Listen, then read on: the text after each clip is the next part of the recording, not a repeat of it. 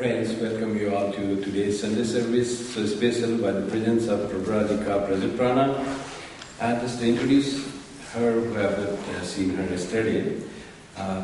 Vrajaprana is a writer on Vedanta, the history and growth of the Vedanta societies, and she is a nun at the Vedanta Society of Southern California's Sarada Convent at Santa Barbara.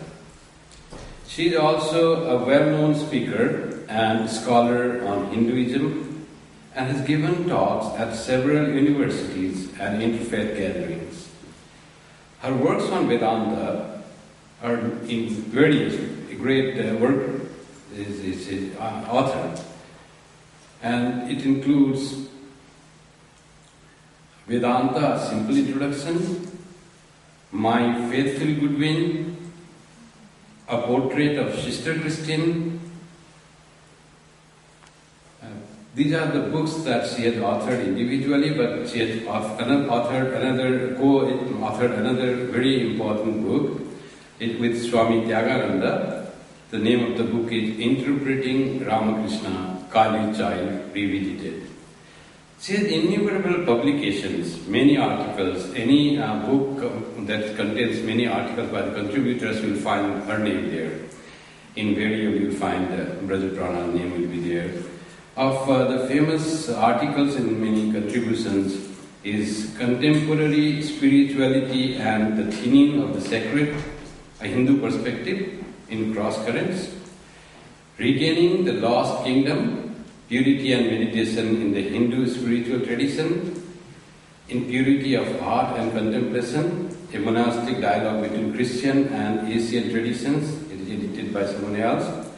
Another is The Convert, Stranger in Our Midst, Crossing Borders in Two Worlds, in the Stranger's Religion, Fascination and Fear, edited by Anna Landstrom. So there are many publications that she has gone. Another one is very nice topic, Looking in and Letting Go, Viveka and Vairagya in the Vedanta tradition. It is printed in Asceticism, Identity and Pedagogy in Dharma tradition, edited by Graham M. Schwag and others.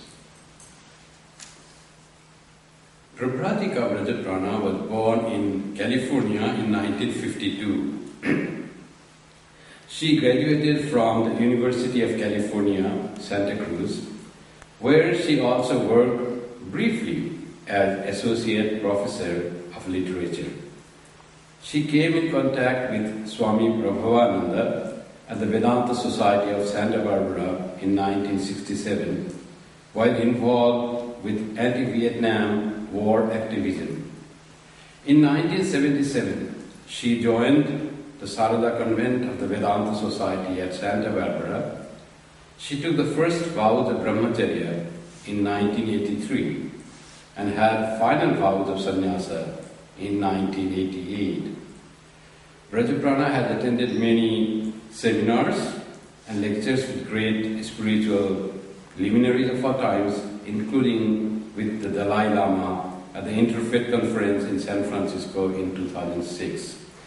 Please welcome Vrajaprana, and she will be speaking today about the hidden springs, the stories of Vedanta movement in the West. Vrajaprana, please.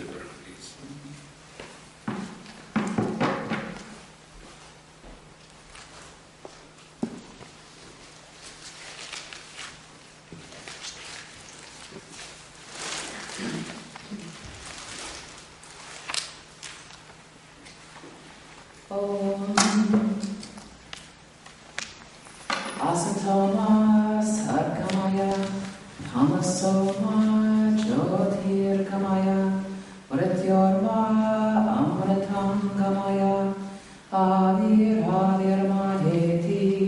Rudrayate Dakshinam Mukham Temapai Nityam Om Shanti Shanti Shanti.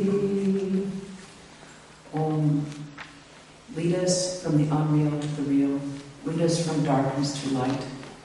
Lead us from death to to immortality. Light us through and through ourselves, O Lord, and protect us always with thy sweet, compassionate face. O peace, peace, peace be unto us all.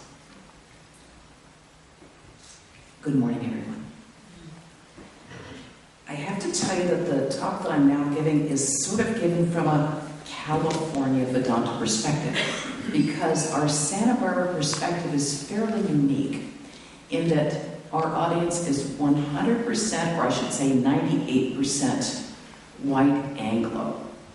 And half these people, at least half these people, maybe 3/4 of these people have come because it's a beautiful place and they think it's a Buddhist temple. And because the Buddhism is now hot, everyone wants to be a Buddhist, everyone wants to meditate.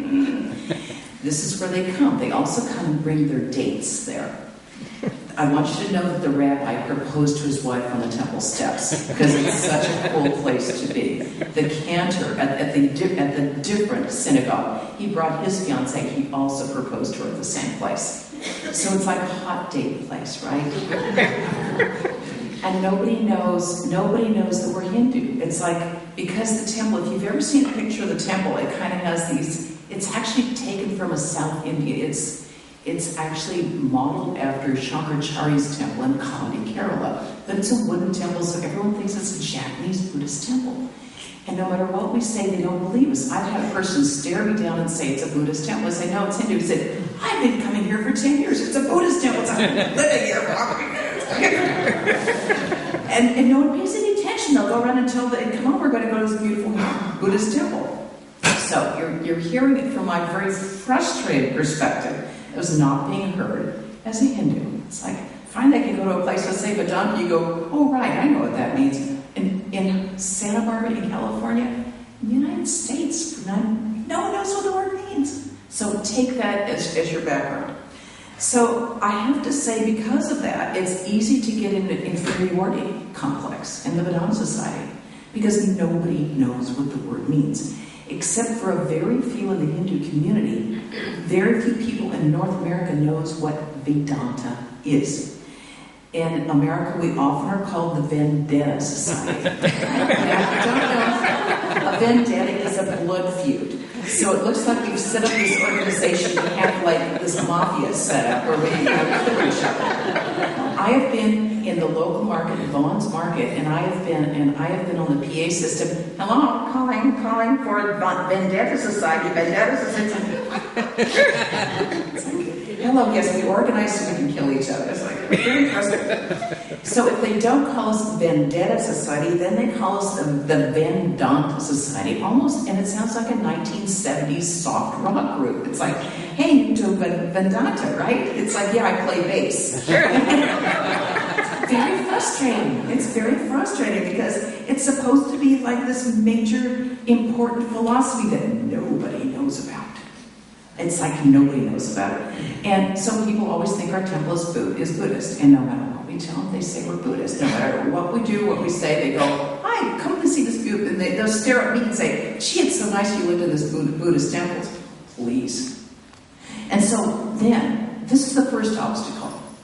The second obstacle is once you're actually inside the Vedanta Society, we have this reputation for being boring. Boring and stuffy. We have a big problem with that. And despite our Hindu roots, it seems like our souls, the deepest part of ourselves, are from Minnesota or maybe from Ottawa. It seems like the deepest part of us is not Hindu, it's actually hidden, it's from Ottawa. And we have lectures and we have classes and we sit in chairs. It's like, what Hindu does that? We sit in chairs, and in Hollywood and in Santa Barbara we have kirtan. But we don't get up and dance. We just sit there in our chairs and sing our songs, play little bells here and there. It's stuffy. It's boring. People, they come once and they never come back because they're expecting us to get up and rock out. The hard Christians have food and they rock out. It's like, no, we sit in our chairs. And our idea of a good time and our idea of an exciting evening at Santa Barbara is to have a potluck. Oh boy, potluck. It's just like Ottawa, right? When I first came to the temple in 1967, it was just an extraordinary experience. I kept coming back for more because it was so beautiful. And the atmosphere there was so stunning, and I just kept coming back for more. I didn't know what the place was. I thought it was this beautiful temple, and I later discovered that what I'd been to was the Vedanta Society. It's like, in the 60s, society meant the establishment. I mean, I would never have willingly attended anything with a society name on it. It's like, ew. It meant stuffing and boring. But the people I met there were amazing. They were just amazing. And even though they seemed like, you know, like the coat and tie sort of people, they were, what they offered was so much more than I'd ever hoped to find. So I kept coming back. And that's sort of the wonderful irony of it all. We appear to be so stuffing and so staid and so boring, like totally pedestrian. But secretly, we're not. Secretly, we've changed the course of the West, but nobody knows this. The American historian Carl Jackson said, he wrote in his wonderful book, Vedanta in the West, few other religious bodies of such Lilliputian size, Lilliputian means really tiny, few other religious bodies of such a Lilliputian size have equaled the movement's impact or historical significance. I mean, how do you square that with the fact that nobody knows who we are? And that's the astonishing truth, because the Vedanta societies have been instrumental in changing the face of North American religion and culture. We have been the hidden spring that's really fed and changed the source of North American spirituality, and nobody knows about us. We're like a big secret that no one's heard about because we're so staid and boring as to be nearly invisible. It's like we're the CIA agent that no one ever knows about. You know, it's like your uncle. You a CIA, you gotta know. How this happened was largely through the force of the personality and the far-reaching spiritual ideas of Swami Vivekananda and the Swamis who later followed him. And those ones who followed him came expressly to teach Vedanta in the West at the Vedanta societies. Now these Swamis, these later Swamis in turn, were able, through their skill in writing and oratory and their powers of their own personality, were able to attract the most stellar members of the intelligentsia of the Western culture. And this is how they changed North American culture. Because of their skill in communicating ideas, and through their skill in changing in communication, they were able to change the face of North American culture itself. The evolutionary biologist Richard Dawkins coined a term which he calls meme. A meme is an idea, behavior, or style that spreads from person to person. It's like a virus. And memes work the same way, the way viruses do. They're transmitted from person to person and from culture to culture in the same way. And a meme can be as trivial as that dance craze that came from South Korea, or it can be as far-reaching as a belief in karma and reincarnation. That's how memes, they are. They shape the world through the force of powerful ideas. And according to Dawkins, Richard Dawkins, a particularly potent impetus in idea transmission is what he calls the power of authority, or what we call the power of the credentialed. The credentialed is the power of the people that we admire and the people that we want to emulate. We like this person. It's like Ellen DeGeneres, right? We like her a lot. And so we try to do, it's like she's an animal activist and she wears these clothes, so we always want to do what Ellen does because we really admire her. And so if Ellen says that she believes in karma and reincarnation, we take it a little more seriously than if some guy who's like a nobody. It's like this person already has street cred. You already believe this person because you like this person to begin with. So the source of our hidden spring and our own meme is Swami Vivekananda. Because his presence, his galvanizing presence at the Parliament of Religions in 1893, he, by himself, brought about a change in the way that Hinduism would be seen and spread all throughout the Western world and India itself. And of course, the real source of the meme is Sri Ramakrishna. That's where it came from, Vivekananda's guru. It was Sri Ramakrishna's ideas that Vivekananda took hold of made accessible to the West. And he's the one who sort of transmitted this idea to the West. And it was he who changed Western culture. Now, in North America, Vivekananda's message served to make Hinduism accessible to the American public. That was his great gift, by taking it, pre-digesting it, and showing it as user-friendly. To make it in a way that was so simple and rational that even a child could understand it, even those bigoted Christian could understand the way that this was totally understandable, how it made sense. He was the first one to get Vedanta in the West, and he did this by going against his own nature and by organizing. He really fought within himself about whether he wanted to organize or not, because he knew that what happens when you form any organization is that you tend to unify by pushing down to a lower level. It means the great geniuses are going to be suppressed, but it also means the people on the lower end are going to be able to come up. So he fought with himself and contended with himself and argued with himself, and finally he realized that unless he formed a real organization, the ideas wouldn't spread. So if he wanted to have spiritual geniuses who would be able to walk free, he wouldn't form an organization. But if he wanted the ideas to outlive his own life, he was going to have to form an organization. So he did so. And for that reason, he formed in the 19th century, the first one in New York in 1894. He formed Vedanta societies. And because it was the 19th century, that's where we get the society name. People in the 19th century joined societies. That's what polite people did. They joined society. Now, do you think we would change our name? Oh no, once we do it, it never changes. It's eternally written in stone like a tablet from Moses. So we're stuck with it. So please, can we make this like something fun? Who knows? Anyway, what the Vedanta societies did, through the influence of the Swami at the helm, was to make Hinduism non-exotic. It made it totally user-friendly. It showed, and this is critical, it showed that Hinduism could be as flexible and adaptable as any other world religion once it reached foreign shores.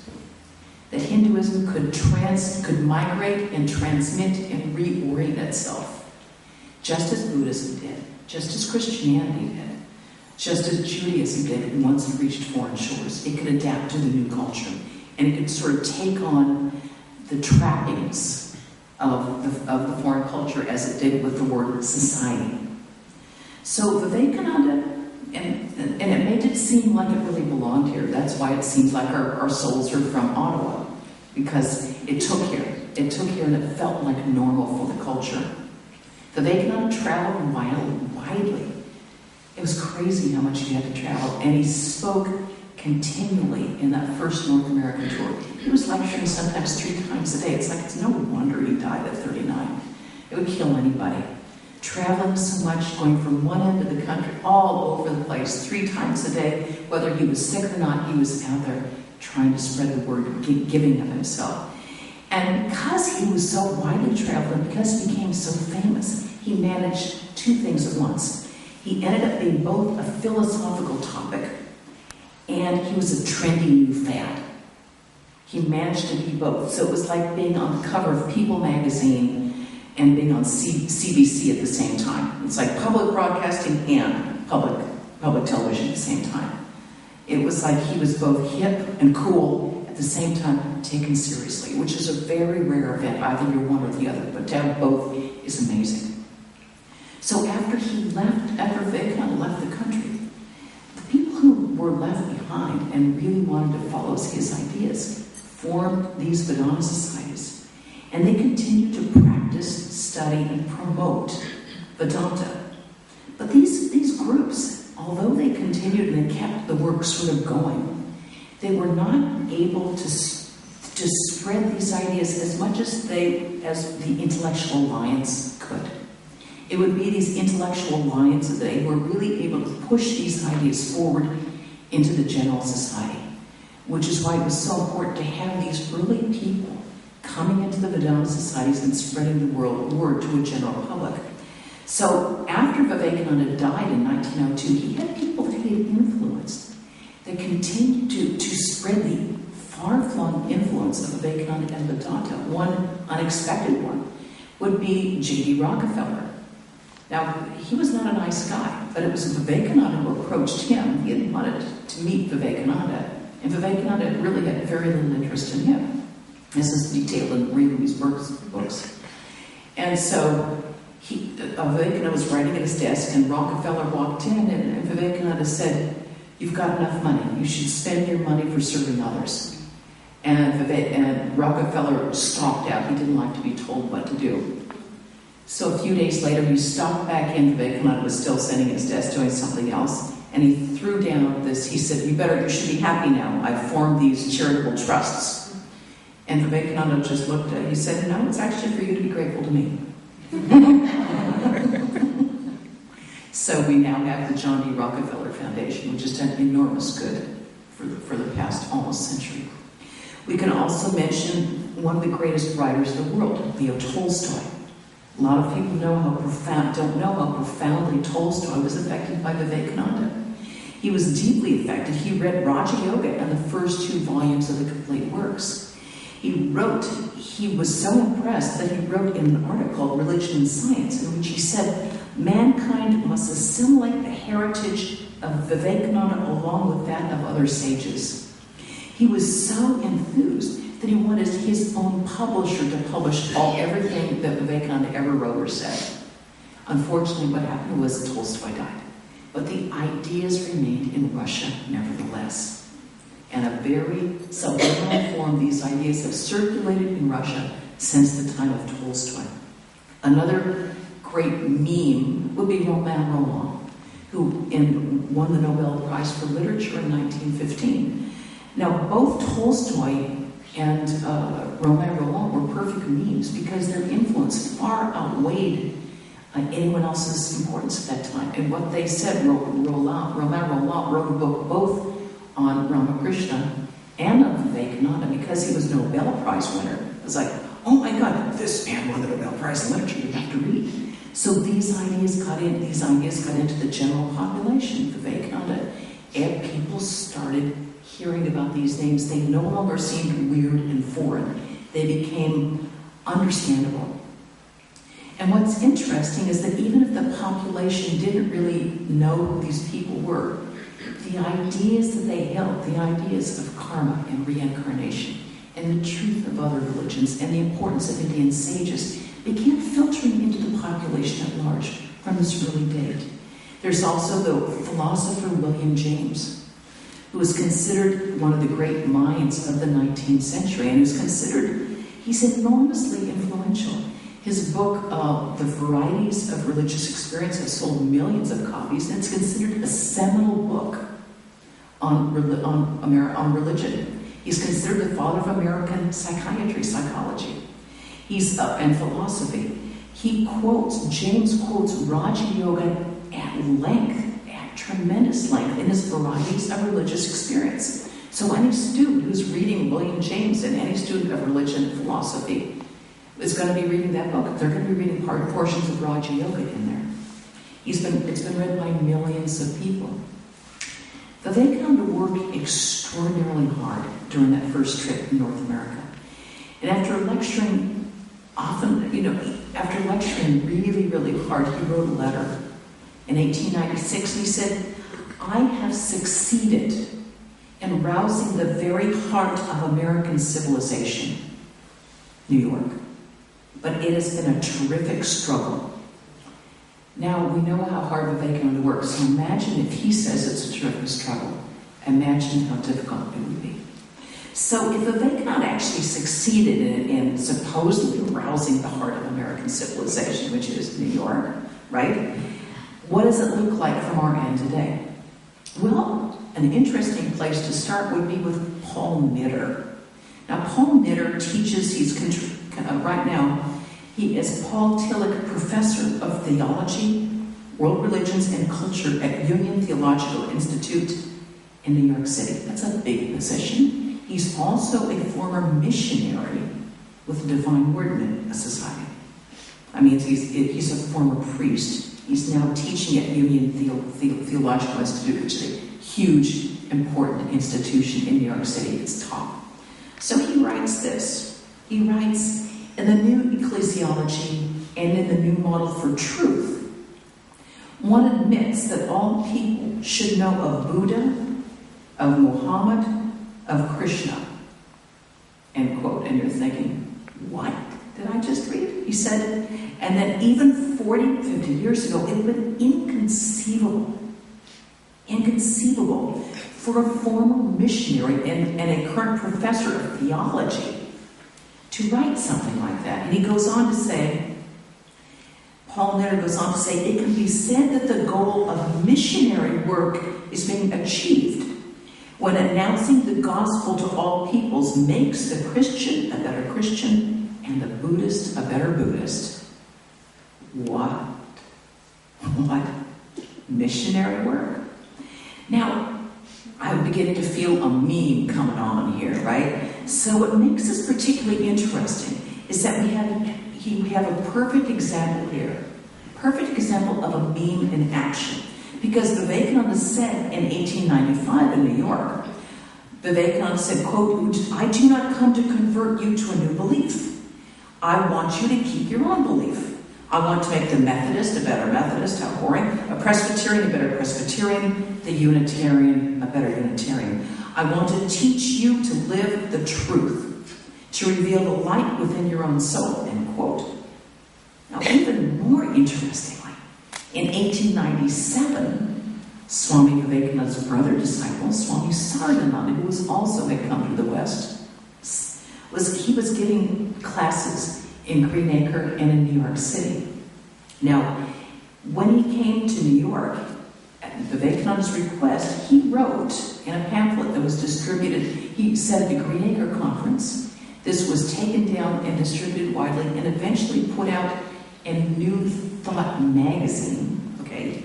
Sardananda wrote, the mission of Vedanta to the West is to make the Christian a better Christian, a Hindu a better Hindu, and a Mohammedan a better Mohammedan. Perfect example of a meme in action. Because Vivekananda takes this message and he delivers it first in 1895. Sardananda catches it, and he tosses it on, right? He catches the ball. He tosses it on into this American cauldron. And who should catch this? But a New Age and what they call New Thought. A New Thought teacher by the name of Horatio Dresser in 1895, who was enormously popular and influential. They might not know who Swami Sardananda or Vivekananda is, but they sure have heard of Horatio Dresser, he was like the Oprah of the day. Everybody knew this guy was. And he was a New Thought leader. He published it in his journal, which was called the Journal of Metaphysics. So this meme kind of ricochets through American society. It is one level of interest, which is in the New Thought movement. And it sort of spreads from Vivekananda to Sardananda, from Sardananda to Horatio Dresser, into the wider American public. And it's sort of like going into, like when you throw a rock into a pond, it makes ever widening circles out there. It's getting out further and further. So this idea started to actually take hold. Not because it was intrinsic or familiar to North American culture, because it wasn't. There was nothing about this idea that was actually would fit into North American Christian culture. Nothing. Everything in the Bible says, forget that, you're wrong. But the idea took hold nevertheless. And the reason was because the people who promoted it were respected. These people had street cred. And because of that, these ideas took hold. So eventually what happens is when the ideas spread enough to enough people, it reaches a tipping point, and then more people. If my boy next door neighbor believes that, maybe it's not so weird after all. So this is what happened with the idea of the unity, that's the idea that Swamiji first promoted to the world religions, which is the idea of the truth inherent in all the world's religions. The truth is one.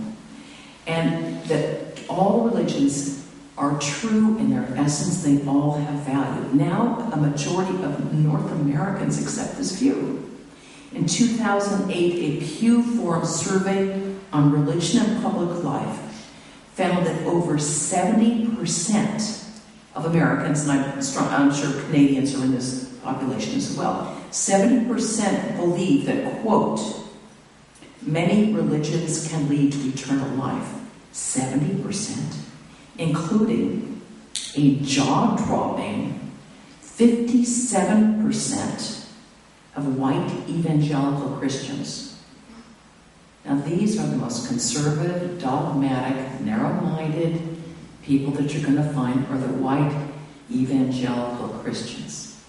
Even 57% of those people believe that many religions can lead to eternal life.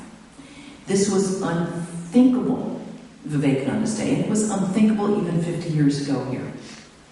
Now, this is what I think is the result of Vivekananda said he roused the heart of North American civilization. This is perfect. This is what happens when a man of Vivekananda's stature can rouse the heart of a civilization. Now, you can say that, yes, the beginning was started with the Transcendentalists and with the New Thought movement, but this was just a little bitty trickle into the culture, and that trickle didn't become a raging torrent of a river until Vivekananda came here and spread these ideas to the culture at large. So back in New York, two of Vivekananda's brother disciples, Vedanta and Sardananda, were working hard. They were spreading these ideas out, but neither of them had the firepower that Vivekananda had. They worked hard, but nobody had the real juju that Vivekananda had who could really spread those ideas like electricity. The one who really got things to happen again was Swami Nikhilananda, who came to New York in the 1930s. Nikhilananda really changed how North Americans, saw Vedanta. Because Vivekananda brought it to the West that we needed other swamis, younger swamis, more adaptable swamis, who could preach to the culture and fit in with the culture. And Nikhilananda was a master at that. He deeply influenced, and he became the guru of Joseph Campbell. Joseph Campbell was one of the great intellectuals of our day. In 1940, he started attending the Vedanta Society and quickly became its president. He was the president of our Vedanta Society in New York for many, many, many years. He helped translate the Gospel of Sri Ramakrishna, which was published in 1942 and was considered a landmark in religious publishing. He helped translate the Upanishads and some of the other great works that Nikhilananda did. What was also amazing was that this Vedanta Society itself, where Nikhilananda was, became sort of an intellectual hub. It became sort of like the place where people came to kind of take on these ideas.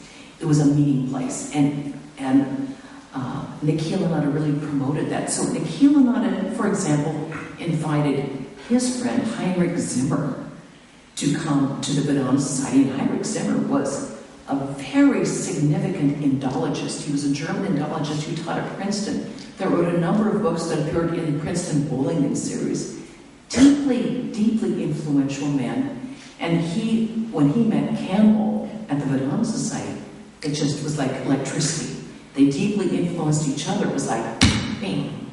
And then their words spread out to various sources, to the Princeton people. And then Campbell to his group of people. And then, it was through Swami Nikhilananda that he brought over to the center first Heinrich Zimmer, and then Carl Jung, the legendary psychiatrist Carl Jung, who was one of the greatest psychiatrists and shapers of Western thought in the 19th, 20th century. Very few people were ever more influential than Carl Jung.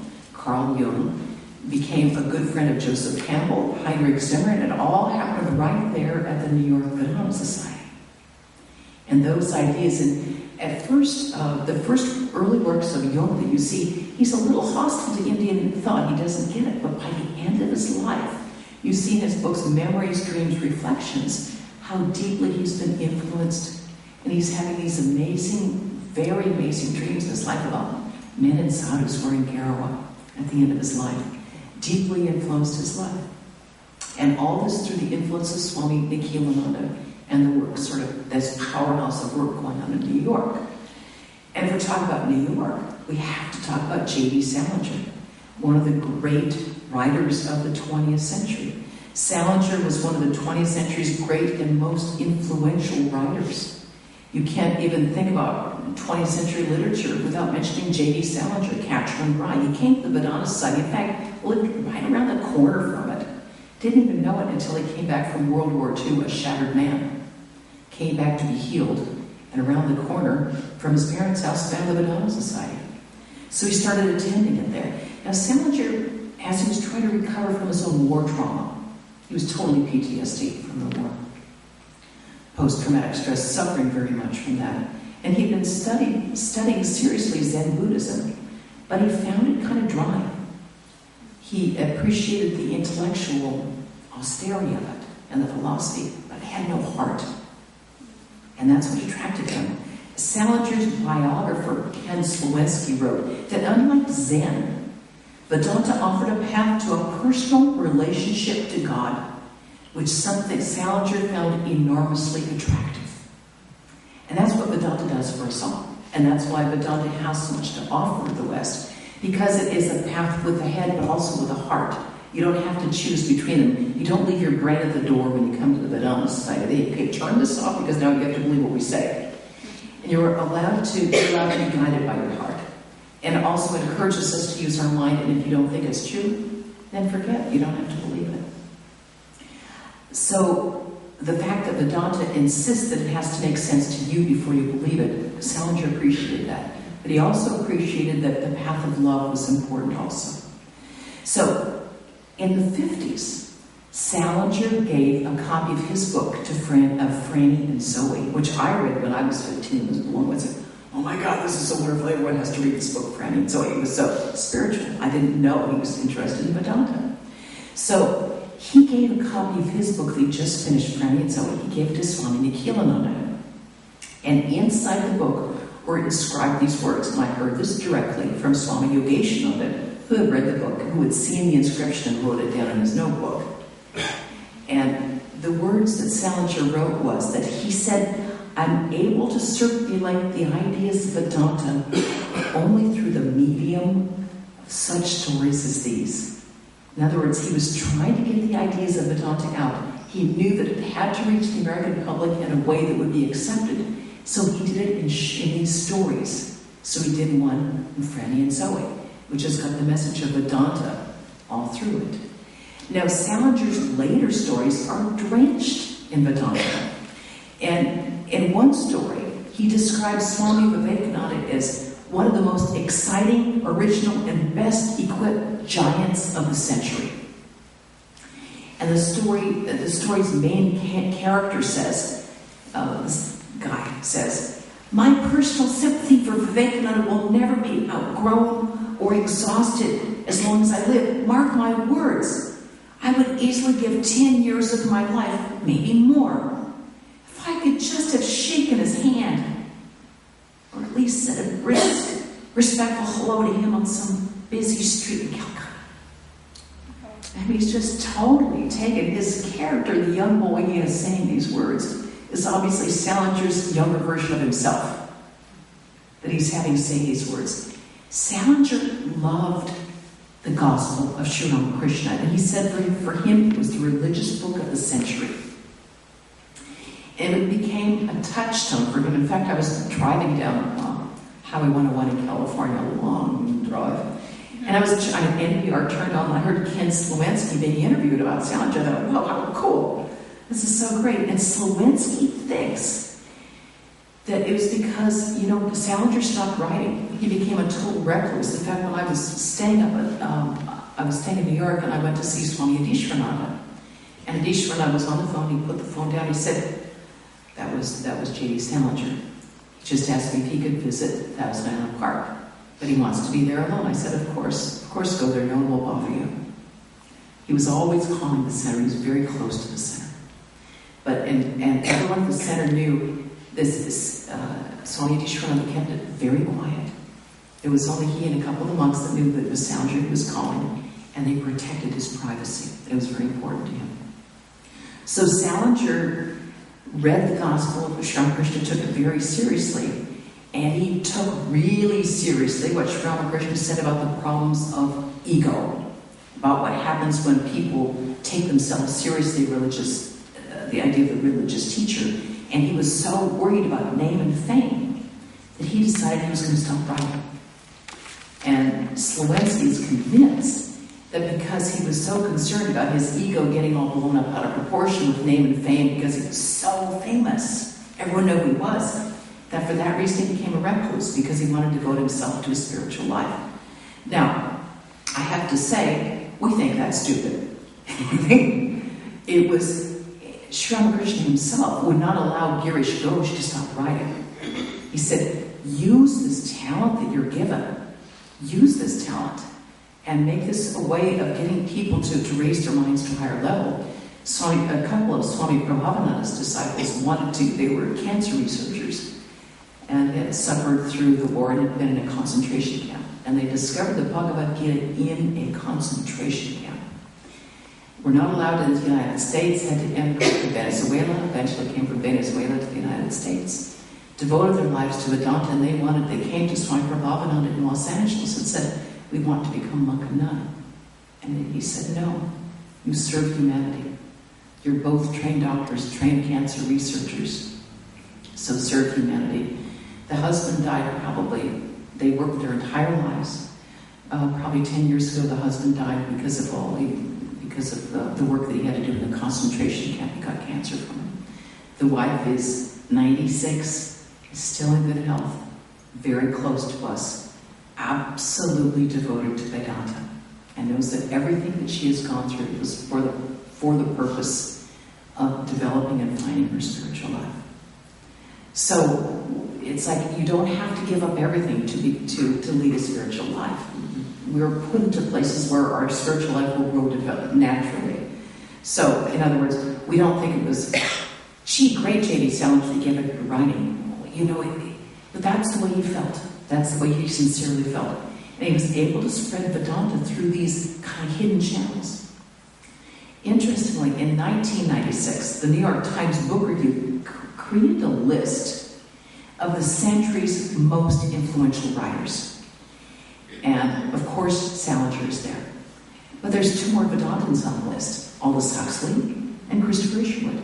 Now, those guys came from my place, which was Southern California. And Huxley, like Isherwood, was a great public intellectual. He was given a lot of street cred because not only was he respected as a great intellectual, but he was also respected because he was a man of the people. He wrote in a way that people could understand. Probably his best known, we don't like his later books on psychedelics. Swami Prabhavananda really felt that he hit, because he got involved later with drugs, in particular with LSD, that he had really wasted the last portion of his life, and his great mind had really gone to waste in drug use. We think his greatest book, and certainly the great scholars of our time and the New York Times Book Review say that his greatest book and his greatest contribution to Western culture was his 1944 book, The Perennial Philosophy, which was, as the New York Times said, a masterpiece, which of course has a huge section of Vedanta and Sri Ramakrishna in there. It was kind of funny. During the Christmas season, I was reading the Santa Barbara newspaper, the Santa Barbara News Press, and included in its short list of books to read during the holidays was The Perennial Philosophy. It's one of the books that every human being should read. Every Westerner should read that book. And it's pretty amazing for a book published in 1944 that it's still in the top 10 list of books that we have to read as human beings.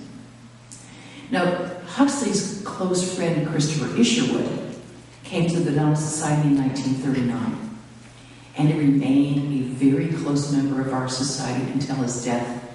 And Lord, I think it was 1986. He got cancer in the late 70s. So I personally didn't see him after maybe 1980, 81. He pretty much stayed in his home in Santa Monica after that. But he was devout. He never lost his allegiance, never lost it. He lived, moved, and breathed his Vedanta, and especially his devotion to Sri Ramakrishna, his Guru Swami Prabhavananda. They were the guiding forces of his life. Gore Vidal said that Isherwood was the best British novelist of his generation. And he was best known for Cabaret, which was, he came from his Berlin stories. But probably his best novel ever written was A Single Man, a brilliant, sort of a short novel, which was just won an Oscar for its best movie a couple of years ago. Now for us, probably the book that we know the best is his wonderful book, Ramakrishna and His Disciples. And just as important, though, were his translations, which he did with Swami Prabhavananda. His translation of the Song of God, the Bhagavad Gita, the crest jewel discrimination, the Upanishads. The crest jewel, the Bhagavad Gita and Upanishads are still in print. The Bhagavad Gita is still widely read, and it's a mass market paperback, and it sells in the millions. One of our devotees went on the Santa Barbara bus, and the bus in Southern California, you go on the bus really if you're poor. Otherwise, you don't spend like 2 hours just sitting in one place, because our bus system is, because everything's sort of car-driven in Southern California. You don't want to take a bus unless it's dire. So, got on the bus, and there's an old alcoholic in there, and he was reading a copy of Swami Prabhupada's Bhagavad Gita. It was like, right on! It's great. It was just sitting there in the bus, and the guy started picking up and reading it. It's like, wow, the message gets out there. It's like one of those books that everybody read in college. This book is still on everyone's bookshelf. So, Time magazine called the Gita a distinguished literary work. It sold millions of copies. Now, happily, over the last in the recent years, Christopher Isherwood has had a resurgence in popularity, which is wonderful, because it's now, because as the gay rights movement has taken hold, as it should have done, 1,000 years ago, the gay rights movement has become an important freedom movement in the West.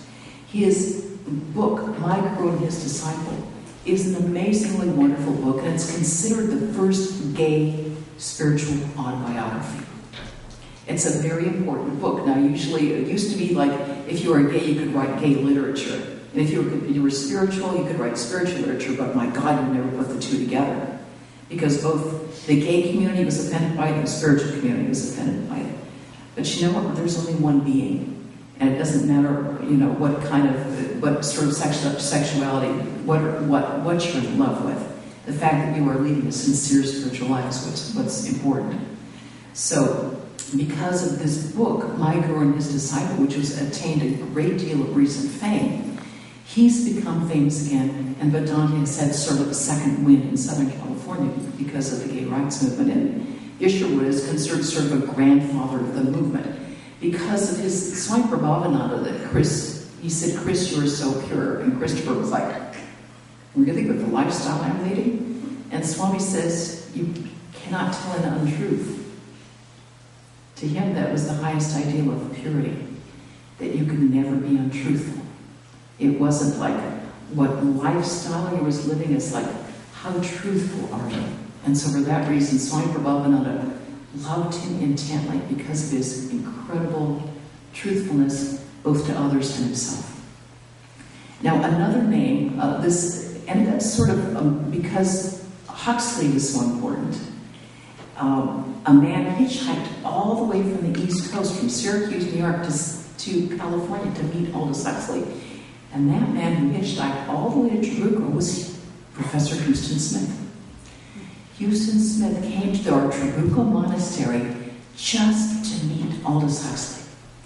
And Huxley was there, and Gerald Heard was there, and they said, he had just been appointed as a professor in St. Louis. And they said, you've got a great Swami in St. Louis, Swami Satprakashananda. So then he went to St. Louis and became a disciple of Swami Satprakashananda.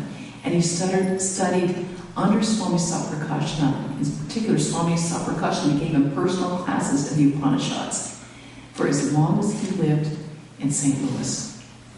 And he was the president of our Vedanta Society in St. Louis for at least 30 years. In fact, he had to buy us the property because St. Louis, Missouri, was such a bigoted place that no Indian could buy property there. You had to be a white person. So Houston Smith bought the property and then handed it off to the Vedanta Society. And we reimbursed him. But that's the type of person that Houston is. Dr. Smith has written a number of books. His perhaps best book was originally called Religions of Man. Later changed, the title was changed to The World's Religions and the Illustrated World Religions. It has sold millions and millions of copies. It's considered the second best-selling book of HarperCollins in the past 50 years. And I've heard those statistics from HarperCollins myself. They have instituted the Houston Smith Award, which they give every year for the best writer in spiritual literature. Now, he's done several television shows. My favorite is The Wisdom of Faith with Houston Smith. And one of the great joys of this series is in the one that deals with Hinduism, is to hear Houston Smith's voice in the background while he's talking about how much I gained in my association with Swami Satprakashananda. And meanwhile, there's a big picture of Swami Satprakashananda on the screen. And you're looking at this enormous picture of Swami Satprakashananda for like 3 minutes while Houston Smith is talking about all that he benefited from being a disciple of Swami Satprakashananda and how much he loved the Christmas service there, which he attended every Christmas Eve his entire life. Every year that he was in St. Louis, he would attend that service. And it meant, he said, it was my favorite part of Christmas was to attend that service. So I think it's important for us to remember that of the millions of people, and there were millions of people who saw that series, very few are going to remember the word Vedanta or Satprakashananda Swami. But what it does is to normalize it in the American context, to make it seem like this is part of who we are as North Americans. This is part of our spiritual landscape. And this is part of who we are as Americans. And to make it, it didn't bring people to Vedanta's doorstep, but it made it seem like part of America, North American landscape. So it changed Americans' outlook regarding spirituality. Now, I bet none of you are going to know this, so I'm going to delight in telling you. Another person who caught something of Vedanta's ideas was Bill W., the founder of Alcoholics Anonymous. Now, I myself had no idea about this until I wrote this book called Vedanta: A Simple Introduction. So, I did not know that Bill W. was a long-time good friend of Gerald Hurd, who was one of those people. Gerald Hurd was close friends with Aldous Huxley and Christopher Ishmael. He was a great writer and philosopher in the 30s. He sort of had some great fame and then pretty much petered out, though they're starting to republish his stuff. Well-known writer. He was good friends with Bill W.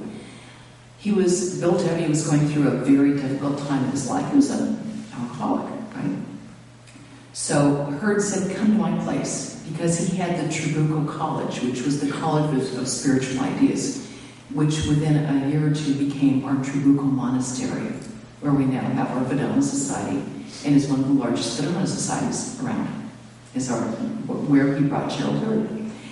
And Gerald Hurd brought Bill W.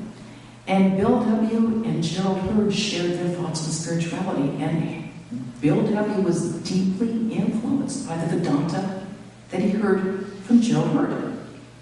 And these ideas would later show up in Bill W.'s what they call the Big Book in AA, which is sort of like the Big Book is the Bible AA. And that's where you will find these Vedanta ideas. I had no idea myself until I was in the bookstore and I got a call from this woman. Actually, no, I'm sorry, it was an email from this woman who was really irate.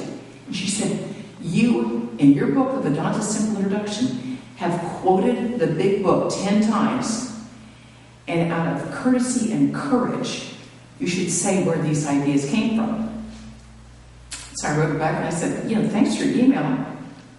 But I'm quite sympathetic to AA and to the program. I know people whose lives have been saved by it. It's an authentic American spirituality. I've never read the Big Book. I've never been to a meeting. I know lots of people have been to meetings, but I've never attended a meeting. I've never read the book. And so she started listing off these things, these quotations. She wrote back to me. She said, you said this, and they said that. They said 10 things. And I wrote back and I said, Everything that I wrote in a Vedanta Simple Introduction, I got from basically Swami Vivekananda and Sri Ramakrishna, and just what I've ever learned in the Vedanta Society. I didn't get any of that from the big book. And then she ordered 10 copies of the Simple Introduction. Yes! Yes! So, this is a typical meme in action. I didn't even know about it. And see, that's how it all works. There are so many connections about Vedanta that we don't know about. And they're just spreading out into society. I ran into these people probably 10 years ago who came to the Vedanta Society, and they said, "Have you ever heard of Swami Saradananda?" And I went, "Yeah, how do you know about Swami Saradananda?" "Our grandmother went to Swami Saradananda in New York." I said, "You gotta be kidding." "No, we got pictures of him in our house." It's like, this is how the word spreads. You never know. All of us these days are memes in action. Because people, we're all kind of normal here, sort of, in our own way. And we talk to people, and people are affected by us. It's like we're always ricocheting these ideas into society. I mean, we all have a group of friends. I sing in a choral society. I sing with 99 other people who are not Hindu nuns. I'm the only Hindu nun these people know. And one of these guys that I met, we used to share a cup of lemon singer during choir break. And he was putting his tea into water. And he said, "I've sung with you for so many years, but I don't know what you do for a living." And I just smiled at him, and I said, because a lot of you don't know these people's names, you just go in there and sing. So I was sipping my tea, and I said, "Gil, I've got the weirdest job of anybody in this room." And he said, "Oh, no, I can't believe that." He's this very jovial, nice guy. And I said, "I'm not kidding." So one tenor was walking by, and I grabbed the tenor, and I asked him to come and sing with us in the temple. We needed a tenor. So I grabbed him, I said, "Denny, do I have the weirdest job?" And he said, "Yeah." I said, "Gil, I'm a Hindu nun." And his face turned sheet white. His face dropped. He turned sheet white. And he said, "You're a what?" And I said, "I'm a Hindu nun." He said, "I didn't know there was such a thing." I said, "Not only is there one, I am one." And he said, I am a member of, and he was an evangelical Christian. Okay. A strong evangelical Christian, a missionary evangelical Christian. And he was also a heart surgeon at Cottage Hospital. He would he said, "I go every year to Bombay, and I do free heart surgeries. I spend the month of August there doing free heart surgeries." I said, "Gil, that's wonderful. Our order does the same thing. Our order is the largest social service organization in India." And I told him a little bit about what we believe. And he said, "I see I have a lot to learn. I'm so glad that you told me that." And from that day, he was even kinder, more friendly than he'd ever been. Every time that we would see each other as break, he would ask me how I was and ask me to say more about Vedanta. And he would get more and more interested. And this was a man who by himself had a very, very narrow idea about religion, but always understood in his heart service. He knew how important service was.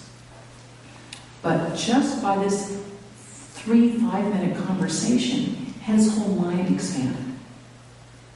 And he became quite ill. His own heart gave out after a while, and he became quite ill. He still calls and says, please keep me in your prayers." And I say, "Gil, I always do, and I always do." And I said, "Please keep me in yours." He said, "I always remember you in mine." Such a kind, noble soul. A noble soul. And just that when all of us here are memes, all of us get out here and meet people. All of us have the capability of changing people.